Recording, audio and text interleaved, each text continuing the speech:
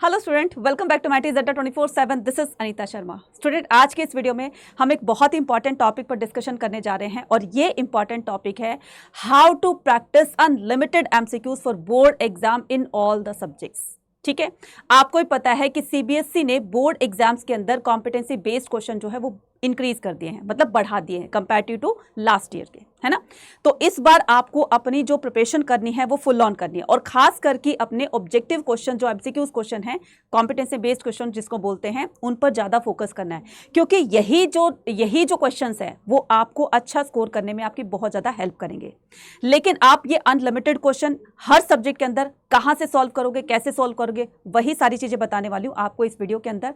तो ये वीडियो उन सभी स्टूडेंट के लिए बहुत ज़्यादा इंपॉर्टेंट होने वाली है जो अभी इस टाइम क्लास 12th में है और यही बच्चे आगे चल करके सीयूटी का एग्जाम देंगे, तो उसमें ये वीडियो जो है वहाँ पर भी उनको काम आने वाली है। ठीक है, क्योंकि एमसीक्यूज आपके क्लास 12th में भी वही सब्जेक्ट है, वही सिलेबस है और वही जो चीज़ें हैं वो आपके सीयूटी में भी पूछी जाएगी। तो ये वीडियो बहुत ज़्यादा इंपॉर्टेंट है, इसलिए इस वीडियो को अपने नियर डियर जितने भी आपके जो क्लासमेट्स हैं उनको शेयर कर दीजिएगा और कमेंट सेक्शन में लिखकर बताइएगा कि आपको ये वीडियो कैसी लगी। ठीक है, और हाँ, अगर आप चैनल पर पहली बार आए हो तो चैनल को सब्सक्राइब करना मत भूलिएगा। ठीक है, सो हम यहाँ पर स्टार्ट करते हैं how to practise unlimited MCQs for board exam in all the subject. तो सबसे पहले हम ये जो ऑब्जेक्टिव क्वेश्चंस होते हैं इनकी इंपॉर्टेंस जानते हैं कि इनकी इंपॉर्टेंस क्या होती है। ठीक है, सो कोई भी जब हम चीज़ लेते हैं तो बच्चे सबसे पहले हमें उसके फीचर्स जानने होते हैं ना, उसकी इंपॉर्टेंस जानने होती है कि इसको लेने के बाद हमें क्या इसकी इंपॉर्टेंस रहेगी या इसको लेने के बाद हमें क्या बेनिफिट्स मिलेंगे। ठीक है, तो वही सारी चीज़ें हम समझने वाले हैं कि एमसीक्यूज की जो इंपॉर्टेंस होती है ऑब्जेक्टिव क्वेश्चंस की वो कैसे होती है हमारे एग्जाम्स के अंदर।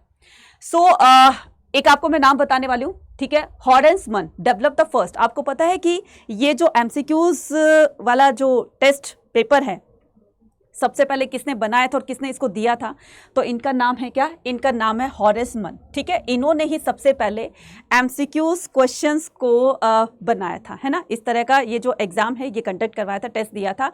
कब दिया था? 1845 एडी के अंदर। ठीक है, सो हम जानते हैं कि ऑब्जेक्टिव क्वेश्चंस के मेरिट्स क्या होते हैं, मतलब फायदे क्या होते हैं, हर कोई जानना चाहता है। हर कोई, आपको बहुत ही कम इसके फीचर्स पता होंगे कि एमसीक्यूज के फायदे क्या होते हैं, लेकिन आज हम यहाँ पर इसके बहुत सारे फायदे जानने वाले, बहुत सारे इसके मेरिट्स जानने वाले हैं।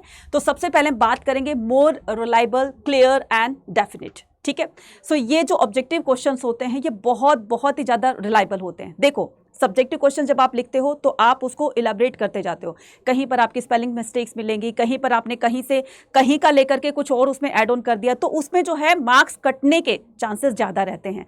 लेकिन ये ऑब्जेक्टिव क्वेश्चन जो होते हैं वो टू द पॉइंट आपको आंसर देना होता है। ठीक है, एकदम क्लियर, आपको 4 ऑप्शन दिए जाएंगे, क्वेश्चन दिए जाएंगे, 4 ऑप्शन दिएंगे, आपको एक को टिक करना है। तो ये ज़्यादा क्लियर होते हैं, ये ज़्यादा रिलायबल होते हैं और ये डेफिनेट होते हैं। ठीक है, नेक्स्ट हम बात करेंगे किसकी, टाइम सेविंग। अब आपको सब्जेक्टिव क्वेश्चंस लिखने में और लर्न करने में बहुत सारा टाइम कंज्यूम करना होता है ना, तो आपको ऑब्जेक्टिव क्वेश्चन में आपको इस तरह का टाइम ना तो कंज्यूम करना पड़ेगा, इतना टाइम जो कि आप जो है सब्जेक्टिव क्वेश्चंस को देते हो, तो ये आपके टाइम को सेव करता है।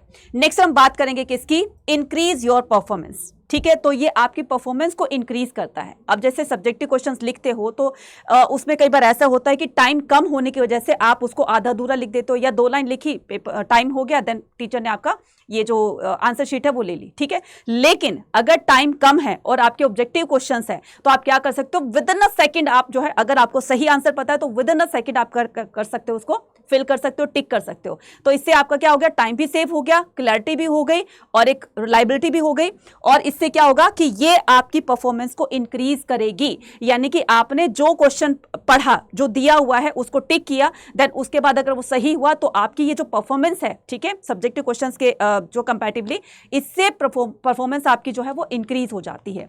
अगर हम बात करते हैं नेक्स्ट की, नेक्स्ट क्या आ जाएगा आपका, फ्री फ्रॉम द कॉम्प्लिकेशंस। तो इसमें कॉम्प्लिकेशंस नहीं होती है, एकदम सिंपल तरीके से आपको क्वेश्चन दिया होता है। बस अगर आपने कंसेप्ट अच्छे से पढ़ा हुआ है, अच्छे से अंडरस्टैंड किया हुआ है, तो एक ही बार में क्वेश्चन पढ़ने से आप सारे क्वेश्चंस के आंसर सही दे सकते हैं। ठीक है, तो ये ज़्यादा कॉम्प्लिकेशंस नहीं होती इनके अंदर। ठीक है, समझने में कोई प्रॉब्लम नहीं होती है। Possible to cover entire syllabus, ये बहुत अच्छा काम किया है कि इससे क्या होता है कि हम अपने एंटायर सिलेबस को, जो भी हमारे जितने भी चैप्टर्स हैं, वो उनको पूरा कवर करना होता है, और ये तभी पॉसिबल है जब हम हम MCQs की प्रैक्टिस करेंगे ज़्यादा, क्योंकि हमें पता है कि हमारे एग्जाम के अंदर ऑब्जेक्टिव क्वेश्चन ज़्यादा पूछे जाएंगे। तो हम उस चैप्टर को, उस हर एक टॉपिक को बहुत ही डेप्थ में पढ़ेंगे, क्योंकि पता नहीं कि क्वेश्चन एग्जामिनर कहाँ से कहाँ दे दे। ठीक है, सो ये एंटायर सिलेबस को कवर करने में भी हमारी हेल्प करता है। नेक्स्ट करते हैं कि इंक्रीज योर परफॉर्मेंस, जो अभी हमने देखी। ठीक है, easy to score more marks. अब यहां पर क्या करेंगे, ये आपके स्कोर करने में, ज्यादा स्कोर करने में ये आपकी हेल्प करेंगे। ठीक है, अब जैसे मान लीजिए कि आपका 80 मार्क्स का क्वेश्चन पेपर होता है। ठीक है, 80 मार्क्स में से आपके मान लीजिए 22 या फिर आपके 25, किसी में 18 होता है, किसी में 20 होता है, इस तरह के आपके ऑब्जेक्टिव क्वेश्चंस दिए होते हैं। तो उसमें तो कितना कम टाइम लगता है कि आपने क्वेश्चन पढ़ा, उसको टिक कर दिया, देन उसके बाद अगर वो ठीक हुआ तो आपको 1 मार्क्स मिल गए, है ना। तो आपको इसमें क्या करना है कि easy to score more marks. तो ये सब्जेक्टिव क्वेश्चंस जो आपका आंसर लिखते हो, तो उससे ये ज्यादा बेटर होते हैं, ज्यादा अच्छे होते हैं, क्योंकि ये आपको हाई स्कोर करने में आपकी हेल्प करते हैं। ठीक है, सो एक क्वेश्चन ठीक तो इसका मतलब 1 नंबर ठीक है। ठीक है, 2 क्वेश्चन ठीक, 2 क्वेश्चन ठीक, 20 क्वेश्चन ठीक, इसका मतलब 20 क्वेश्चन ठीक। अगर हम सब्जेक्टिव क्वेश्चन लिखते हैं तो कुछ ना कुछ उसमें मार्क्स कटते हैं, डेफिनेटली कटते हैं। ठीक है, तो कोई भी उसमें फुल मार्क्स नहीं देता। बहुत ही रेयर केसेस ऐसे होंगे जिसमें सब्जेक्टिव में 3 आउट ऑफ 3 जो है दे दिया हो, या 5 आउट ऑफ 5 दे दिया हो, या 8 आउट ऑफ 8 दे दिया हो। ठीक है, लॉन्ग आंसर्स में तो ये बहुत ही रेयर केस ऐसे होते हैं, कुछ ही केसेस में उनको फुल मार्क्स दिए जाते हैं। अदरवाइज तो हमेशा सब्जेक्टिव क्वेश्चन में आपके मार्क्स कटते हैं, बट इसमें ऐसे कोई कटने के चांसेस नहीं होते हैं। अगर बात करूं कि इसकी student give more time two of the think and read. ठीक है, अब स्टूडेंट क्या करेंगे, अब ज्यादा टाइम दे पाएंगे अपनी स्टडी को, है ना, ज्यादा थिंक कर पाएंगे, ज्यादा सोच पाएंगे और ज्यादा उसको रीड कर पाएंगे। क्योंकि जितना रीडिंग करेंगे उतनी उनकी थिंकिंग स्किल जो है वो डेवलप होगी। जितनी थिंकिंग स्किल डेवलप होगी तो वो प्रॉब्लम को सॉल्व करने के अलग अलग तरीके निकालेगा। तो ये क्रिटिकल थिंकिंग को भी आपकी इंक्रीज करेगा। ठीक है, नेक्स्ट हम बात करेंगे सेव फ्रॉम द मिसलीडिंग। अब आपको कोई मिसगाइड नहीं कर सकता है, मिसलीड नहीं कर सकता है। कहने का मतलब ये कि टू द पॉइंट आंसर है। आप क्लेम कर सकते हो कि देखो इसका आंसर ये होगा। ठीक है, अगर आपने ट्यूशन से पढ़ा हो या आपके टीचर ने पढ़ाया हो, कहीं से कोई इंसान है, कभी कोई गलती हो जाती है, तो आप उस पर क्रॉस क्वेश्चन कर सकते हो कि नहीं मैम मैंने तो ये पढ़ा, तो देखिए एनसीईआरटी में ये लिखा हुआ है। तो इससे क्या होगा, कोई आपको मिसलीड नहीं कर सकता है। ठीक है, सब्जेक्टिव क्वेश्चन को तो बताते बताते वो बहुत बड़ी बात हो जाती है, लेकिन यहां पर आपको टू द पॉइंट आंसर देना है और कोई भी आपको इसके लिए मिसलीड नहीं कर सकता, मिसगाइड नहीं कर सकता है। आपको पता है कि ये चीज़ सही है और हमारी बुक में यही दी है, तो आप उसको एक बहुत ही रिलायबल कंटेंट मान सकते हैं। ठीक है, तो आई होप आपको सारी चीजें समझ में आ गई। मैडम ये सारी चीजें तो हमें समझ में आ गई, लेकिन आप हमें ये बताइए कि ये जो आपने अभी स्टार्टिंग में बताया था कि अनलिमिटेड एमसीक्यूज की हम प्रैक्टिस कहां से कर सकते हैं, ये मुद्दा था हमारा। ठीक है, इंपॉर्टेंस को जानने के बाद अब ये मुद्दा जो है ये आपको कहां से ज्यादा आप क्वेश्चन की प्रैक्टिस कर सकते हैं एमसीक्यूज की, जिससे आप अपने एग्जाम के अंदर ज्यादा अच्छा स्कोर कर सकते हैं, चाहे वो आपका बोर्ड एग्जाम हो, चाहे वो आपका सीयूटी एग्जाम हो। तो उसके लिए आपके पास वन स्टॉप सॉल्यूशन है। ठीक है, अब ये वन स्टॉप सॉल्यूशन क्या है, तो अभी ज्वाइन करेंगे किसको, अभी ज्वाइन करेंगे आप अड्डा 24/7 के टेलीग्राम चैनल को। अभी मैं आपको टेलीग्राम चैनल ओपन करके दिखाती हूँ, वहां पर आपको सारी चीजें, जितने भी आपके क्विजेज हैं, जितने भी आपके मल्टीपल चॉइस क्वेश्चन है, वो सारे आपको एक क्लिक के अंदर यहां पर दिखाई देने वाले। अब देखिए ये क्या है, आपका ह्यूमैनिटीज अड्डा 24/7 क्लास 12th। ठीक है, तो आपको देखिए यहां पर इतने सारे क्वेश्चंस हैं, हर सब्जेक्ट के क्वेश्चंस आपको मिल जाएंगे, हर सब्जेक्ट के क्वेश्चंस आपको मिल जाएंगे। तो जितना ज्यादा हो सकता है, हिंदी के हैं, इंग्लिश के हैं, और ये आपके पॉलिटिकल साइंस के हैं, ज्योग्राफी के हैं, मतलब हर तरीके के क्वेश्चन आपको मिल जाएंगे।